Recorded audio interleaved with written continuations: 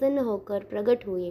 रावण ने वर में मांगा कि वह यह शिवलिंग लंका में स्थापित करना चाहता है।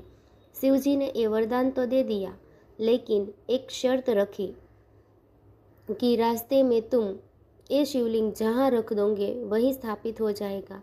रावण इस बात के लिए मान गया। रावण शिवलिंग उठाकर लंका ले जा रहा था, तभी रास्ते में उसने गलती से शिवलिंग नीचे रख दिया। इसके बाद शिवलिंग वहीं स्थापित हो गया। रावण ने बहुत कोशिश की, लेकिन वह फिर से शिवलिंग उठा नहीं सका। निराश होकर रावण अकेले ही लंका चला गया। इसके बाद सभी देवी देवताओं ने उस शिवलिंग की पूजा की थी। पूजा से प्रसन्न होकर शिवजी प्रकट हुए और सभी की प्रार्थना सुनकर ज्योति रूप में यहीं विराजित हो गए। ये जगह बैद्यनाथ ज्योतिर्लिंग ही है। प्रसन्न होकर शिवजी प्रकट हुए थे, तब से ही शिवजी यहाँ ज्योति स्वरूप में विराजमान है।